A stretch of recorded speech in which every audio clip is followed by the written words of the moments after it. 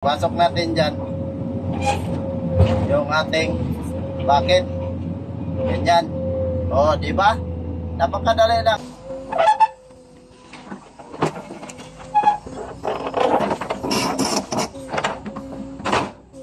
Kita nyo ba yung mga seat pile na yan, mga bay?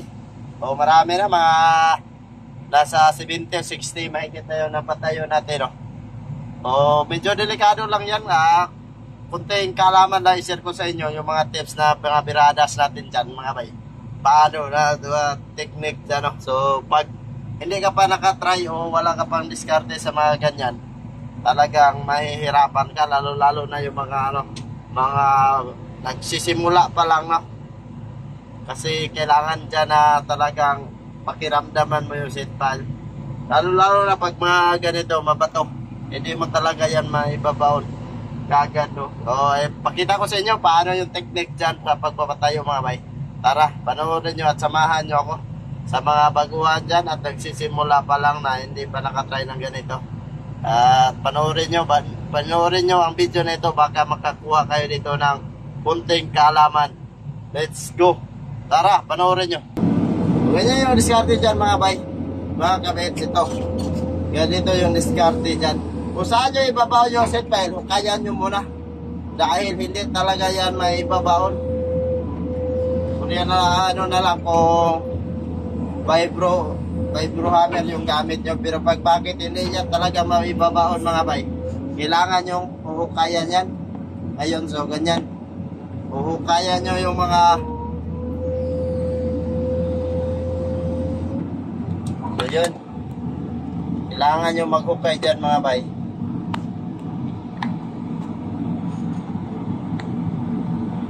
Ayun, o.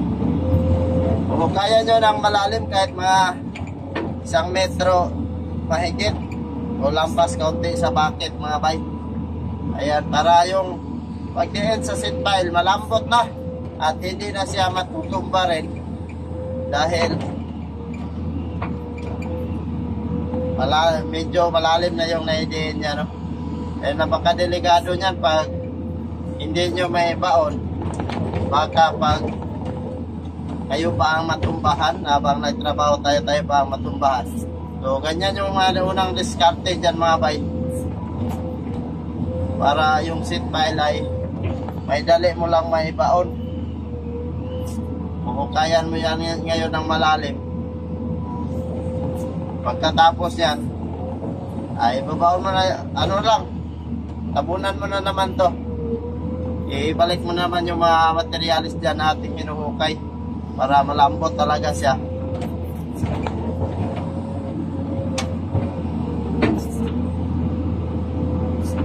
Yan, mga bayo. So dito lang natin yan ilagay kasi lang naman din natin yan, ibalik lang din natin. So ganun lang. Kasi yung isang kasama natin, nahihirapan din siya. Hindi naman siya bago, pero hindi pa siya nakikita ba. Mga ganito mga diskarte sa paano pag okay lang pag lupa o putikan lang yung didiinan nyo, papatayuan nyo ng seat pile, madali lang yun. Pero pag ganito na medyo item 200 o nasa ilog kayo na mabato, kailangan nyo talaga yan hukayin muna.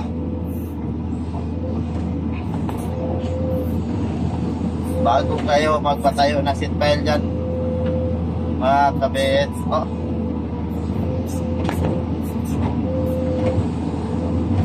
Sa trabaho kasi kailangan dyan ang diskarte at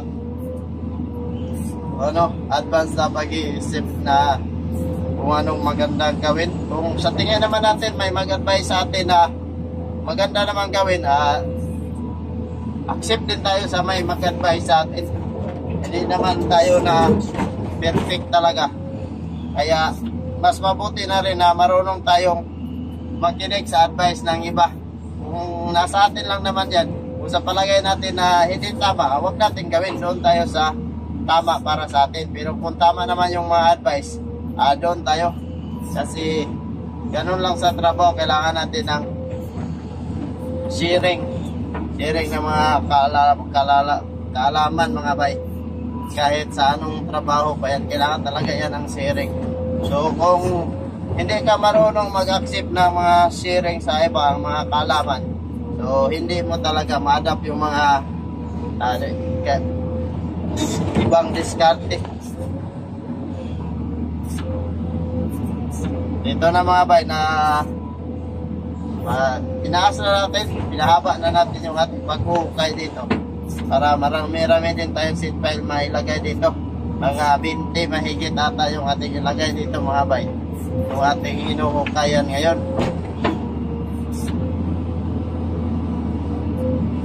So ayan, pwede na yan mga bay, yung ganyan na paghuhukay, kahaba. Tapos ibalik natin itong materialis dito.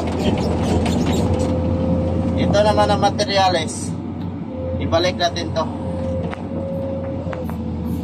para talaga magkapal talaga yung materialis na malambot. Kasi pag manipis lang, ganun din, hindi niya kakayanan, hindi niya kayang pigilan yung bigat ng seat pile. Kunting may galaw lang konti, pumasagi yung seat pile, tumba na kagad kasi manipis lang yung tampak, yung pinalik mo na So ayan, pinaano na natin.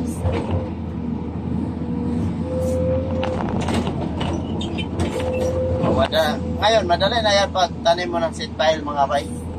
Tanim mo ng seat pile dyan, madali na lang yan. Kasi malambot na yan. Ang na lang dyan, ang disyate mo na lang dyan ay yung paano ipapatayo yung seat pile mo. Nagamit lang ang bucket na walang kable. Yun na lang ang tansya-tansyahin natin.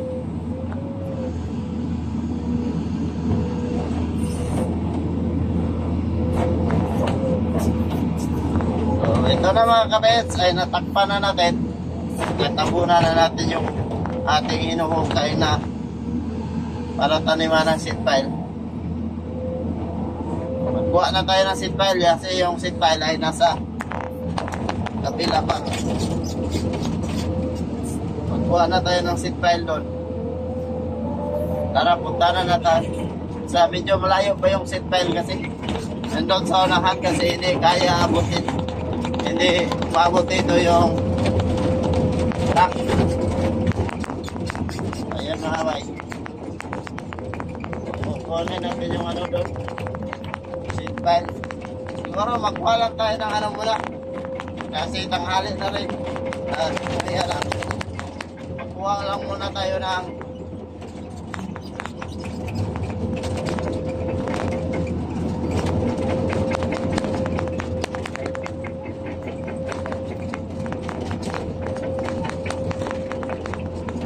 alam tayo na mga 10 o mahigit pa.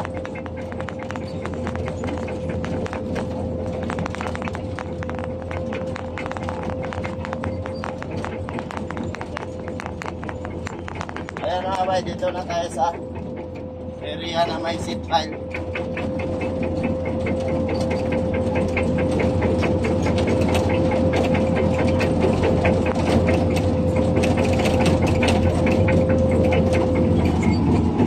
Ito na yung natin, ito na yung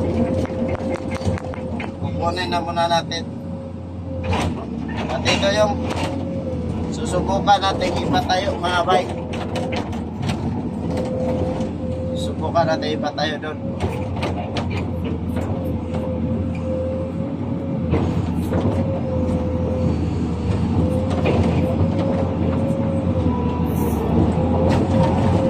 Ayan, kunin na natin to.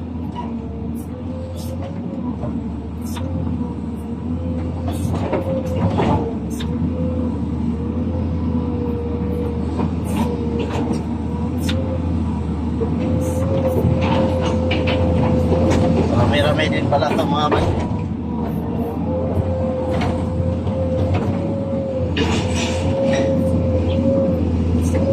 Yan. Saka kunin na natin. At ito yung iba't patayo natin. Abangan nyo. Kailangan din nyo dito pag magkuha kayo ng ganitong seat pile. Ingat lang at dahan-dahan lang. Baka tamaan yung salamin ng inyong unit. Ayan, laglag pa yung pusin natin to. Gawan muna natin ang butas para dire-diretso. Ayan yung diskarte dyan. Pag hindi kaya, ayan, gawan natin ang butas para yung bucket kaya natin. Magpungukay tayo na papasok sa loob yung bucket para hindi na siya sagi doon sa lupa at madali mong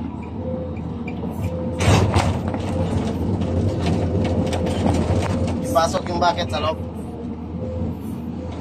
Alright mga bay, tulak lang natin ito doon sa banda sa may butas. So ganyan.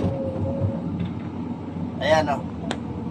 Tulak lang natin sa banda dyan sa may butas para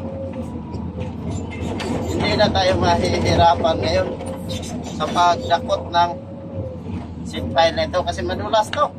At pagdakot mo, tatakbo din siya. Dadaan. Ayan.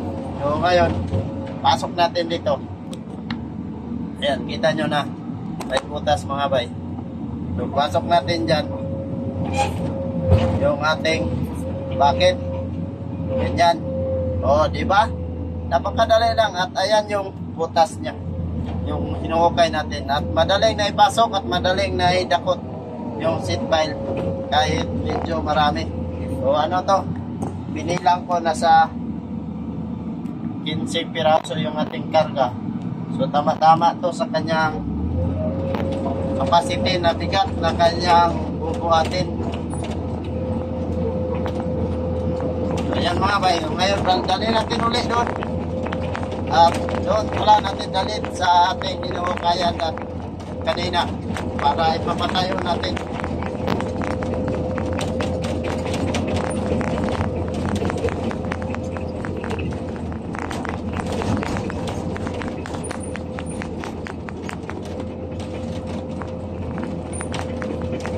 Ayan na mga bike, kita nyo talaga na marami na talaga tayong naano dyan, napatayo. Para diretso na yung ating operasyon. Pag naayos na yung vibro. Dahil yung hose ng vibro ay pumutok na kabets.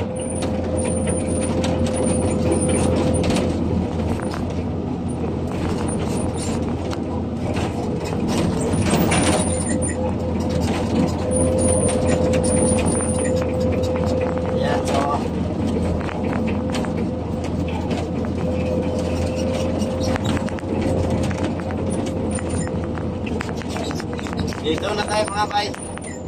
At ilagay natin to dito. Dito ilagay natin. Ayan, ginagos. Dito na tayo. Ito yung hinuhukayan natin kanina. At ilagay natin dito. Dito natin ilagay. Ayan. So, para madaling pagdakot. Dakotin lang natin yan maya-maya. Yan mga kabets. At hiwalay-hiwalayin natin sila kasi nag-lock.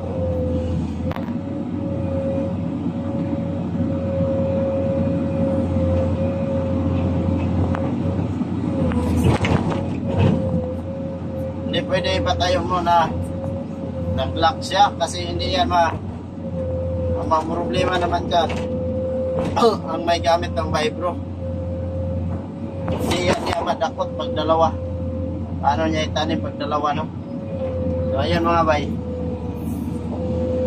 patayin na natin at panoorin nyo yung ating diskarte.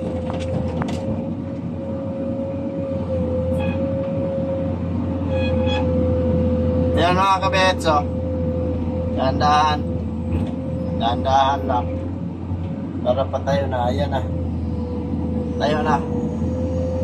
Ayan na mga bay, patayo na natin. bago natin diin. Oh.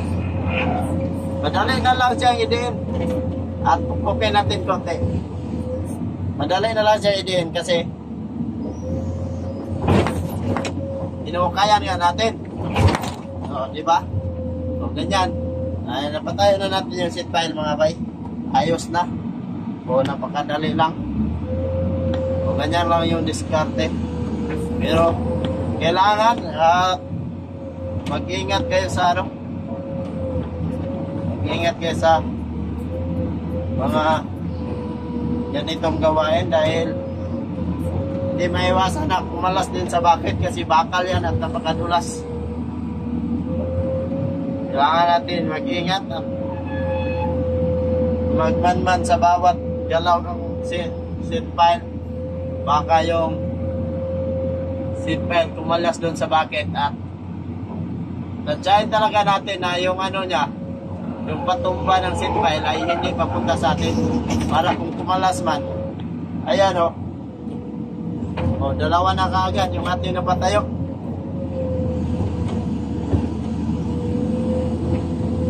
At napakadali lang. Ito na naman. Isa. Yung ating isa kasama dito kasi nag-absent tayo. Sabi ng foreman, ano daw? Nabutan daw halos ng 1 oras bago siya nakapatayo. Kasi hindi niya ata kabisado yung galaw ng ating unit dahil iba to sa kanya mga bay. Kaya 3 na yung napatayo natin. Iba malambot lang. Iba to sa kanyang ano, unit. At hindi pa ata siya nakatry din na ganitong trabaho. Kaya natural lang talaga na medyo matatagalan ka.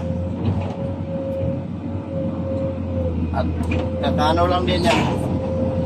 Karating lang din niya mga bay dito. Kaya hindi siguro, hindi pa niya nakita yung mga diskarte natin.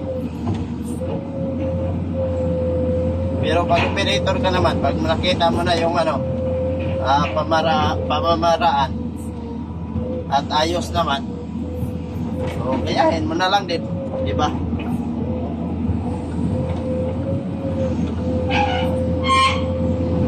Yan mga bay.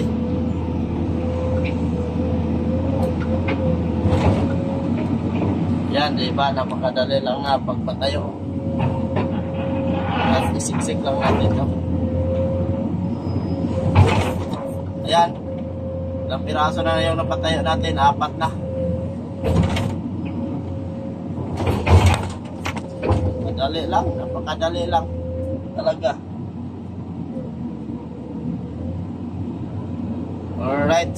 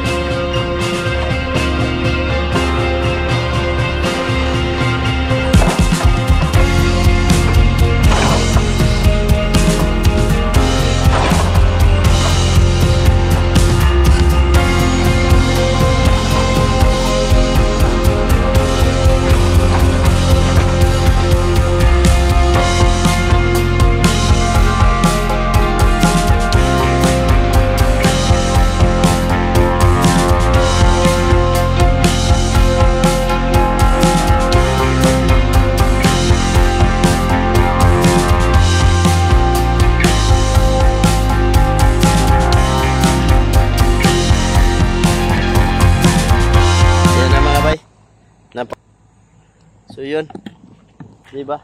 Napatayo na natin at 13 piraso. 13 piraso yung ating napatayo. Napakadali lang.